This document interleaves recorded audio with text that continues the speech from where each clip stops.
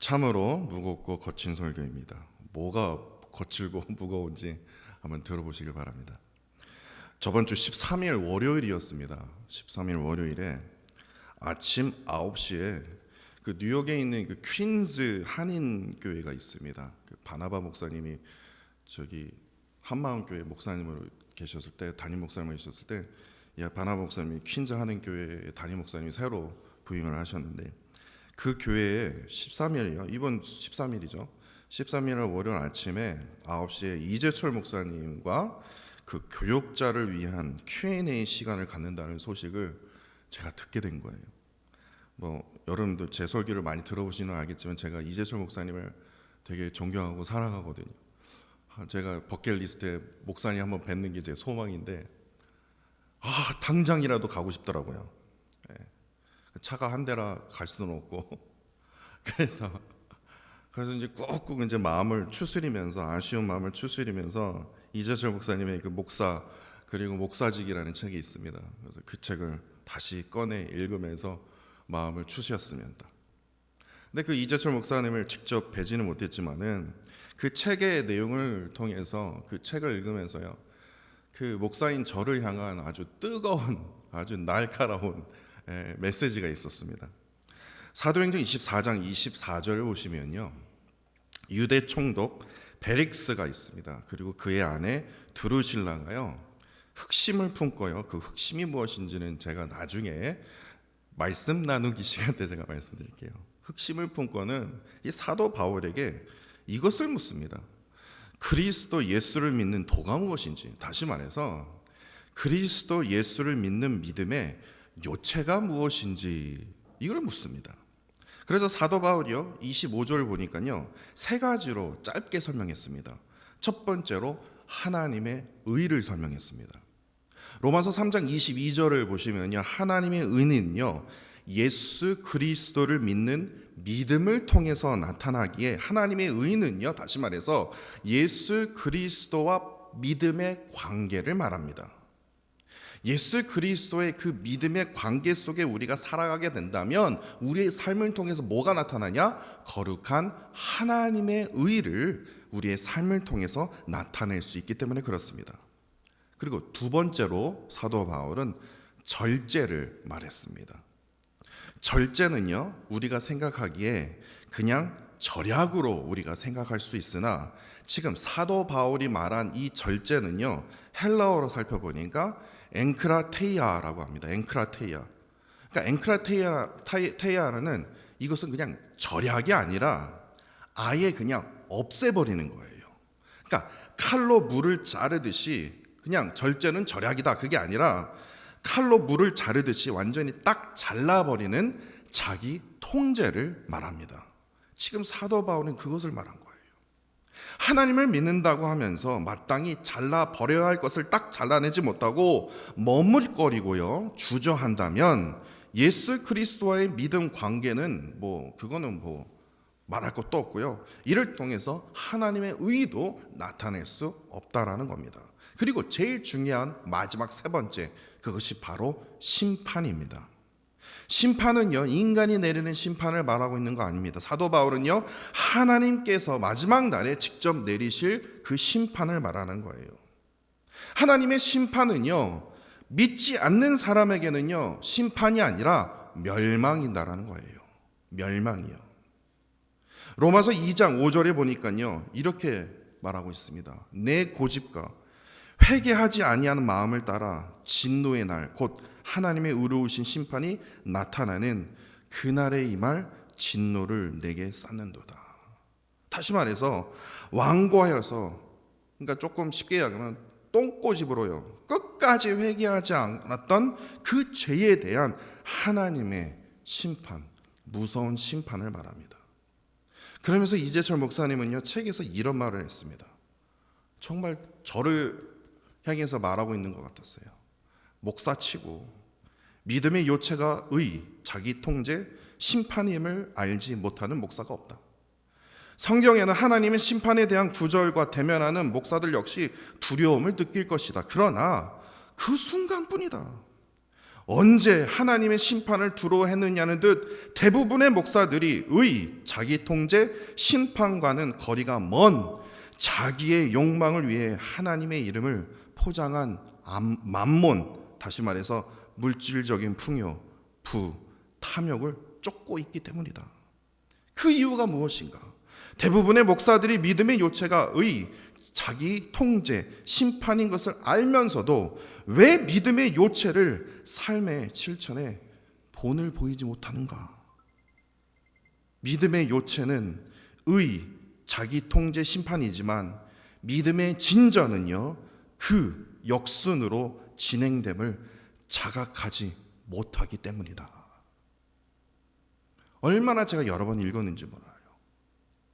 이처럼 하나님과의 바른 관계 속에 내가 거하기 위해서는요, 하나님의 의와 그 다음에 절제와 심판이 우리의 삶 속에서 역순으로 작용해야 한다는 것을 우리는 기억해야 된다는 거예요. 이게 무슨 말이냐면요, 하나님의 심판을 믿는 자만이 자기 통제인 절제가 가능할 수 있어요. 마땅히 잘라버릴 것을 잘라버릴 수가 있어요. 그로 인해서 예수 그리스도의 믿음과의 관계를 통해서 우리의 삶을 통해서 뭐합니까? 거룩한 하나님의 의를 나타낼 수 있는 거예요. 왜 우리나라에는 그렇게 사이비가 많습니까? 왜냐? 하나님의 심판이 두렵지 않기 때문에 그래요. 교회에서 그것을 가르치지 않았기 때문에 그래요. 얼마나 하나님의 심판이 무서운지를 몰라요.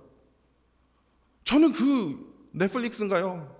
중간에 하여튼 제가 더 이상 보다가 제가 너무 마음이 아파서 제가 중간에 딱 스탑을 했는데요.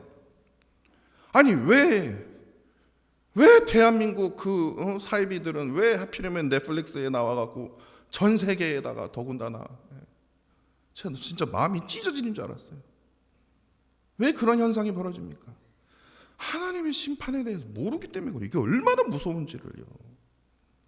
심판자 되시는 그 하나님을 믿어야만이 자기 통제가 되는데 이게 통제가 안 되는 거예요. 하나님의 의를 나타내는 것이 아니라 자기가 하나님이래요. 이러한 현상들이 벌어진다는 거예요. 제가 항상 말하지만요, 루이빈 한인 장로교회 그러면요, 예수 그리스도가 떠올라야지 김요한 목사가 떠올르면 안 됩니다. 만약에 그러면 저도 사입이에요. 저는 그렇게 생각합니다. 목사님 좀 말 너무 막 하시네요. 아니에요. 하나님의 교회는 오직 예수 그리스도가 떠올라야 돼요. 근데 지금의 교회는 어떻습니까? 어디 부흥한 교회 그러면 아무개 목사, 그 아무개 목사가 부흥시켰어. 이건 통탄할 일이에요. 하나님의 그 심판자 되시는 하나님을 믿음으로요, 자기 통제를 통해서 하나님의 그 의를 나타내기를 사모하고 간절히 원하는 그 목사가 되어진다면, 심판자 되시는 그 하나님을 믿음으로 자기 통제를 통해서 하나님의 의만 나타나기를 원하는 그리스도인이 된다면 어떻게 되겠습니까?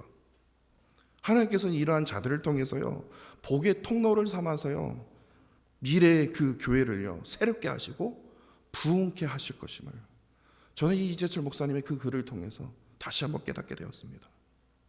이런 의미에서 오늘 본문을 한번 보십시오. 다윗 또한 하나님께서 심판자이심을 믿고 살아왔던 그 다윗의 그 모습을 우리가 깨달을 수 있습니다. 사실 이 오늘 본문의 다윗은요, 이 다윗이 보인 오늘 본문의 행동은요, 솔직히 말해서요, 이해가 되지 않을 겁니다. 왜냐하면 너무나 답답하거든요. 이렇게 답답한 자가 다 있나? 이렇게 한심한 자가 다 있나? 라고 생각하실 겁니다. 다윗이 이제 블레셋과의 전쟁에서 승리하고 돌아왔을 때 이 여인들이 뭐라고 말합니까? 사울 왕이 죽인 자는 천천히고 다윗이 죽인 자는 뭐예요? 만만이라는 거예요. 딱 봐도 이게 사울 왕보다 다윗이 최고다라는 거예요. 노래하자. 사울 왕이 그 전에 뭐를 깨달았어요? 그 말 때문이기보다는 사무엘이 그 전에 했던 예언이 떠오르는 거예요. 사무엘상 15장 28절입니다. 여호와께서 오늘 이스라엘 나라를 왕에게서 떼어내어서 왕보다 나은 왕의 이웃에게 줄 겁니다. 이 말이 떠오른 거예요. 그게 바로 다윗이구나. 이로부터 사울 왕은요, 오로지 다윗밖에 안 보여요. 다윗을 죽이려고요, 아주 그냥 별의별 짓을 다 합니다. 그래서 다윗은 어떻게 합니까? 도망자의 신세가 되었습니다. 오늘 본문 1절 하반절을 보시면요, 다윗이요 사울 왕을 피해서 엔게디 광야로 피했습니다. 근데 제가 이제 새벽기도 때 제가 말씀드렸는데요, 저는 다윗이 어느 지역을 피했는지 제가 다 동그라미 치면서 몇 번째, 두 번째, 세 번째 했는데요, 엔게디 광야는요 몇 번째로 도망간 장소인 줄 아십니까? 11번째로 도망간 장소입니다. 사울 왕을 피해서요 그냥 엔게디 광야로 피한 게 아니라 11번째 장소가 바로 엔게디 광야입니다. 사울 왕이 블레셋 사람을 딱 쫓다가 물리치고요 다시 다윗에게 돌아온 겁니다. 이 말이 무엇입니까? 이 다윗에 대한 집착이요 이 적군 블레셋보다 더한 거예요. 더 큰 거예요. 그래서 이스라엘 왕으로서 어떻게 합니까? 나라를 튼튼하게 세워야 할 생각에 블레셋을 어떻게 하든 적군을 물리칠 생각을 해야 되는데 뭐예요? 블레셋은 좀 이거는 뒷전이다. 내가 저 다윗 죽여야 돼. 왜냐? 제가 왕이 된다고 그랬거든. 이거예요. 오로지 다윗을 죽이기 위해서 혈안이 되어 있던 그런 사울 왕이었습니다. 그런데 2절을 보시면요, 사울 왕은요 온 이스라엘에서요 이 다윗 한 사람 죽이기 위해서 온 이스라엘에 택한 뭐합니까? 3,000명의 군대를 거느리고 다윗과 그의 부하들을 찾기 위해서 혈안이 되어 있었다는 겁니다. 드디어 다윗을 찾은 거예요. 3절을 보시면 길가 양의 우리에 이르니 거기에 동굴이 있었는데 그 지역이 있다라는 거예요. 그런데 사울이요, 오늘 본문을 보시면요 3절을 보시면요, 사울은 뒤를 보러 동굴로 들어갔다고 기록이 되어 있습니다. 뒤를 본다, 이 뜻이 뭐냐면요 히브리어의 의미로 발을 가린다라는 뜻입니다. 그러니까 그 발을 가리기 위해서 왜 동굴로 들어가지? 이 말은 뭐냐면요, 이게 좀 표현이 그렇지만요 이 진짜예요. 사울 왕이요 용변을 보기 위해서 웅크리고 앉을 때 그 뒤에 있는 긴 의복이 어떻게 합니까? 사울 왕의 발을 덮는 상황을 표현한 것입니다. 용변을 보기 위해서 어떻게 해요? 그 동굴로 들어간 거예요. 그런데 사울 왕은요 그 동굴에서 다윗과 그의 신하들이 그 깊숙한 동굴에서 숨어 있는지도 모르고 그 동굴 속으로 들어간 겁니다. 그래서 거기서 웅크려 앉아서 적나라하게 엉덩이를 보이면서 뭐 가려있지만요 노출시키고 있었던 상황이었습니다. 그야말로 사울 왕은 뭐에 힘썼어요? 학문에 힘쓰고 있는 중이었어요. 그러자 다윗의 부하들이요 신이 난 거예요. 야, 이거 이렇게 조로의 기회가, 하나님께서 이러한 기회를 주셨구나. 4절에 이렇게 말합니다. 여호와께서 다윗 당신에게 이르시기를 내가 원수를 내 손에 넘기리니 내 생각에 좋을 대로 그에게 행하리라 하시더니 이것이 그날입니다. 다윗이요 칼을 들고 빨리 지금 학문에 힘쓰고 있는 이 사울 왕을 지금 빨리 처단하십시오. 이러한 조로의 기회가 어디 있습니까? 이것을요 지금 다윗의 결단을 지금 강력하게 지금 요구하고 있는 겁니다. 근데 사울 왕을 죽이라는 이 부하의 이 선동에도요 다윗은요 웅크리고 용변을 보고 있는 이 사울 왕 뒤에서 어떻게 합니까? 그의 긴 옷자락 끝을요 겉 옷자락만 살짝 베고 떠납니다. 그리고 참으로 이해할 수 없는 구절이 바로 5절입니다. 다윗이 뭐라고 말합니까? 다윗의 그 심정이 어떻습니까? 사울의 옷자락 뱀으로 말미암아 다윗의 마음이 뭐라고요? 좋았더라 이렇게 되어 있습니까? 찔려요. 왜 찔립니까? 왜 찔립니까? 답답한 다윗이요 사울 왕을 죽여야죠. 이건 무슨 부하들이 뭐 일로 오세요 한 게 아니라 그냥 자연스럽게 그냥 사울 왕이 들어왔는데 죽여야죠. 당신은 반드시 죽여야 됩니다. 처단해야 됩니다. 왜냐? 사울 왕이 다윗을 그토록 오랫동안 괴롭혔기 때문에 그런 것이 아니라 아비아달, 지금 이 부하들 중에 아비아달 있지 않습니까? 이 아비아달에게 큰 빚 진 거 그거 모르세요 다윗이요? 이거예요. 이게 무슨 뜻입니까? 아비아달이라는 사람이 있어요. 다윗이요 이 아비아달에게요 엄청난 큰 빚을 갚기 위해서는 반드시 사울 왕을 처단해야 했습니다. 그래야만이 아비아달의 이 깊은 원한을 갚을 수 있었기 때문에 그렇습니다. 이게 무슨 말이냐? 저번 시간에 제가 말씀드리지 않았습니까? 다윗이요 사울 왕을 피해서요 도망치는데 블레셋으로 도망치려다가 음식이 없어서 누구에게 부탁합니까? 제사장 아히멜렉에게요 진설병을 달라고 요구하지 않습니까? 그리고 또 무기가 없습니까? 그랬더니 뭐예요? 골리앗의 칼을 갖고 있었어요. 그래서 진설병 거룩한 떡과 골리앗의 칼을 얻은 거예요. 근데 이것을 지켜본 사람이 있었어요. 바로 도액이라는 사람입니다. 이 도액이요 그대로 사울 왕에게 달려가서요 꼬질른 거예요. 이 아히멜렉이 다윗을 도왔습니다. 이때 사울 왕이 열받아 갖고요 어떻게 합니까? 이 아히멜렉 제사장을 포함해서요 총 85명을요 다 사륙합니다. 다 죽일 때요 그때 겨우 살아남았던 자가 한 사람이 있었습니다. 유일한 생존자가 누구냐? 바로 아히멜렉의 아들 누굽니까? 아비아달이에요. 그 아비아달이 그 비참한 사륙의 현장을 목격함으로 피해서 누구에게 피했어요? 다윗에게 이것을 말했습니다. 다윗이 그것을 들었을 때는 어땠을까요? 사무엘상 22장 22절입니다. 다윗이여 아비아달에게 이렇게 말해요. 내 아버지 집의 모든 사람이 죽은 것은 나의 탓이다. 나의 탓이다. 미안하다. 나의 탓이다. 내가 왜 너희 아버지에게 왜 떡을 달라고 했으며 내가 왜 골리앗의 칼을 달라고 했을까? 나의 탓이다. 네 아버지 죽은 건 내 탓이다. 이거예요. 이러한 일이 있었다니까요. 이러한 가슴 아픈 사건이 있었음에도 다윗은요 진짜 그야말로 사울 왕을 그냥 그대로 쉽게 아주 처단할 수 있는 조로의 기회가 있었는데도요 어떻게 했다고요? 그의 겉옷만 딱 베고 나갔다라는 거예요. 근데 성경에는 그 기록이 안 돼 있지만 아비아달이 그걸 보았을 때 이 아비아달의 심정이 어땠을까요? 아주 비참했을 거예요. 그렇다면 다윗은요 어찌해서 사울 왕을 처단하지 않았을까요? 오늘 다윗이 사울 왕을 처단하지 않았던 이유는 여러분도 아시는 이유입니다. 6절입니다.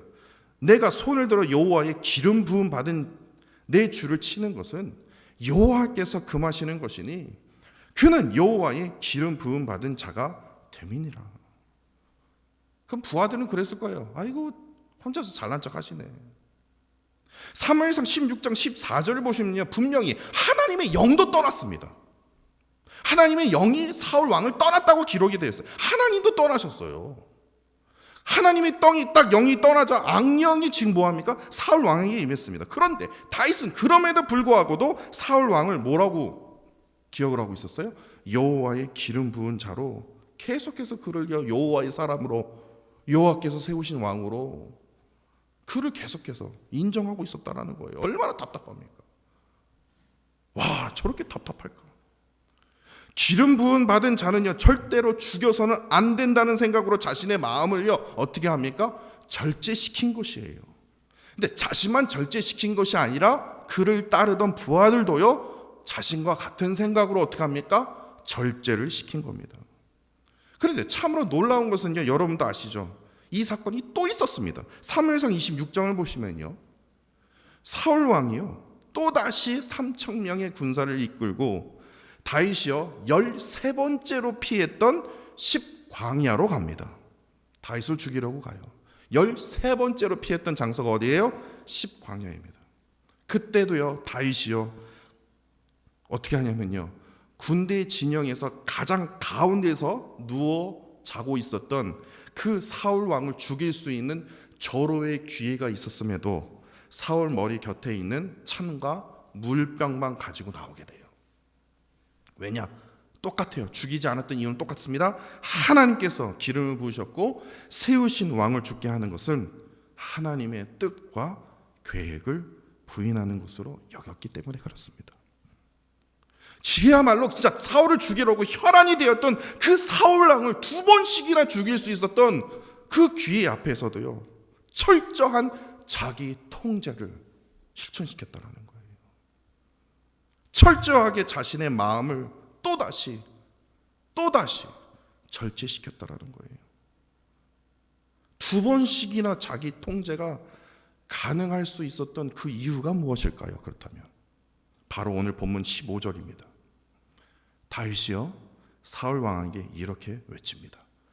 여호와께서 재판장이 되어 나와 왕 사이에 심판하사 나의 사정을 살펴 억울함을 풀어주시고 나를 왕의 손에서 건지시기를 원하나이다. 이거예요. 그러니까 제가 쉽게 풀이해 드릴게요. 사울 왕과 다윗이 다른 점이 있습니다. 사울 왕은요, 오로지 자신의 감정과 욕구에 충실했습니다. 다른 거 들리지 않아요. 하나님, 저리 가라는 거예요. 자신의 감정과 욕구에 충실했기 때문에 뭐합니까? 내 자리를 빼앗을 다윗을 죽이기 위해서 혈안이 되어 있었습니다. 그런데 다윗은요, 사울 왕과 완전히 반대입니다. 자신의 감정과 욕구를 어떻게 합니까? 자기 통제를 통해서 철저하게 절제시킵니다. 따르지 않아요. 철저하게 절제시키면서 어떻게 합니까? 어떻게 해요? 재판장 되시는 하나님의 그 심판을 강구하고 있다라는 거예요. 강구하고 있다라는 거예요. 바로 여기서 우리가 참으로 중요한 것을 깨달을 수 있다라는 거예요. 정말 중요한 거예요. 다윗은 사울 왕을 2번이나 죽일 수 있는 그 상황에서요, 자기 통제를 통한 절제가 가능할 수 있었던 것은 다윗 왕 자체가 대단해서가 아니라, 다윗 자체가 대단해서가 아니라 다윗이 가졌던 스페셜한 믿음이 있었기 때문에 그렇습니다. 그 믿음이 무엇입니까? 다윗은요, 전적으로 전능하신 하나님께서 재판장이 되어 주실 거라. 내가 심판하는 것이 아니라 하나님께서 행하시는 대로 하나님께서 갚아주시리라. 자신과 지금 사울 왕에 있는 이 사이의 이 억울함을 풀어주실 분은 내가 아니라, 나의 부하들이 아니라 누굽니까? 전능하신 하나님께서 이 관계를 풀어주실 것이라는 그 믿음이 있었기 때문에 2번의 자기 통제를 통하면 뭐합니까? 절제가 가능할 수 있었던 것이에요. 그렇기 때문에 나 자신이요, 하나님께서 재판장이자 심판자가 되심을 전적으로 믿지 못하기 때문에 자기 통제가 안 되는 거예요. 심판자 되시는 그 하나님에 대해서 우리가 깨닫지 못하기 때문에 하루하루가 힘든 거예요. 자기 통제가 안 되기 때문에 내 삶 속에서 하나님의 그 거룩한 의가 나타나지 못한다라는 거예요. 심판장 되시는 하나님을 믿지 못하면요, 사울 왕처럼 오로지 자신의 감정과 욕구에 충실한 채 이러한 저속한 야망에 따라 살아갈 수밖에 없다는 것을 우리는 오늘 본문 말씀을 통해서 우리는 깊이 깨달아야 할 것입니다. 그렇기 때문에 우리는 절대로 이 사실에 대해서 잊지 말아야 됩니다. 나 자신이 하나님의 심판을 믿기 전까지요, 하나님을 향한 신령과 진정으로 예배하는 예배자가 아니라 그냥 일주일에 한 번 그냥 교회 한번 들려서 그냥 세상에 흥한 종교인으로 살아가게 된다는 거예요. 왜 그렇습니까? 하나님을 경외하는 것을 전혀 모르기 때문에 그래요. 나 자신이요, 하나님의 그 심판을 믿기 전까지 하나님의 말씀에 순종하는 자가 아니라 나 자신을 위한, 어제 제가 말씀드렸죠, 새벽기도 때요, 금성아지 우상을 만드는 자로 살아가게 될 것입니다. 이유는 똑같습니다. 왜냐? 하나님을 경외하지 않기 때문에, 심판자 되시는 하나님을 두려워하지 않기 때문에요. 나 자신이 하나님의 심판을 믿기 전까지 하나님의 부르심에 따라 따르는 게 아니라 사울 왕처럼요, 뭐예요? 자신의 감정과 자신의 그 욕망에 따라서, 이로 인해서 세상의 소리예요, 두려움과 불안, 여인의 말로요, 사울은 천천히고 다윗은 만만이로다, 이 소리가요 두려움이 된 거예요. 불안에 떠는 거예요. 세상의 소리로 달덜덜 떠는 연약한 자로 살아갈 수밖에 없다라는 거예요. 나 자신이 하나님의 그 심판을 믿기 전까지 말씀과 기도로 거룩한 루이빌 교회가 아니라, 참으로 죄송한 표현이지만요, 예수님의 표현대로요, 루이빌 교회가 강도의 소굴이 될 수 있다라는 거예요. 더 무서운 말이 무슨 줄 아십니까? 나 자신이 끝내 하나님의 심판을 믿지 않는다면요, 사울 왕처럼요, 심은 그대로 거두게 하시는 그 하나님의 무서운 마지막의 그 심판이 나의 삶 속에서, 지금의 삶 속에서요, 지금 현재 진행형으로 진행되고 있음을 여러분들 꼭 기억하시길 바랍니다. 그렇게 오늘 설교 제목이 그래요. 참으로 무겁고 거친 설교입니다. 어떻게 보면 제가 협박하는 거예요. 이른 새벽에 일어나서요, 말씀을요 제가 다시 보면서요, 이거 고칠까? 내가 꼭 이렇게 해석을 해야 될까? 이렇게 말씀을 드려야 될까? 얼마나 저 스스로요, 고쳤다가 또 했다가 고쳤다가 또 했다가. 다시 말해서 나의 감정에 따라서 여러분들에게 막 감동을 주는 설교를 제가 드리고 싶은 거예요. 이른 새벽에도, 오늘 이른 새벽까지 제가 그런 마음이 들었어요. 그럼에도요, 여러분들께 진짜 그야말로 욕먹을 각오로 제가 아주 무서운 하나님의 그 심판을 여러 번 강조해 드리는 그 이유가 바로 이래요. 이겁니다. 지금 여러분들에게 제가 협박의 말씀을 드리는 것이 아닙니다. 그만큼 지금 세상이 악해가고 있다는 거예요. 악한 세상 속에서 우리가 어떻게 승리를 해야 합니까? 어떻게 이 악한 세상 속에서 자기 통제가 가능할 수 있겠습니까? 이 악한 세상 속에서 우리가 어떻게 하나님의 의의를 나타낼 수 있겠습니까? 이 악한 세상 속에서 우리가 어떻게 하나님과의 바른 관계를 가질 수 있겠냐고요. 바로 그것이 바로 하나님의 심판입니다. 하나님의 심판이요. 그 하나님의 심판을 믿고요, 어떻게 합니까? 저들 분명히 벌 받을 거야, 손가락질 하라고요? 아니요. 애통하는 마음으로 그들을 위해서 중보기도 해야 된다는 거예요. 그들을 위해서 어떻게 합니까? 눈물 뿌려 기도해야 된다는 거예요. 나만 구원받고요, 나만 교회 예배당에서 나만 할렐루야, 나만 은혜 받으면 뭐합니까? 그러면 뭐하냐고요? 나만 구원받고 나만 성경 말씀 알면 뭐합니까? 하나님의 심판이 지금 점점 가까워지고 있는 그 상황 속에서요, 우리가 애통하는 마음으로 주의 나라를 위해서 기도해야 되는 거 아닙니까? 목사님, 저 살기 위해 지금 바빠 죽겠습니다. 압니다. 저도 알아요. 그럼에도 불구하고 하나님께서는요, 우리에게 애통한 마음, 중보하는 마음을 우리에게 허락하셨다라는 거예요. 하나님의 그 심판을 믿는 자만이 자기의 통제가 가능할 수 있습니다. 절제가 가능해요. 과감히 무자르듯이 딱 자를 수가 있어요. 이를 통해서 그리스도와의 올바른 믿음의 그 관계를 통해서 거룩한 하나님의 의를 우리의 삶 속에서 나타내 보일 수 있다는 겁니다. 하나님을 온전히 경외하십시오. 하나님의 말씀을요, 단 한순간도 놓지 마십시오. 믿음의 요체인 의와 자기 통제와 심판으로 이 세 가지의 믿음의 요체인 이 세 가지를 통해서 우리의 삶의 실천을 보이시기를 부탁드립니다. 이를 통해서 하나님을 증거하십시오. 애통이 여기는 마음으로 중보 기도하십시오. 이러한 정말 하나님께서 원하시는 아름다운 참된 그리스도인으로 살아가는 저와 사랑하는 성도 여러분들이 되시기를 간절히 원합니다.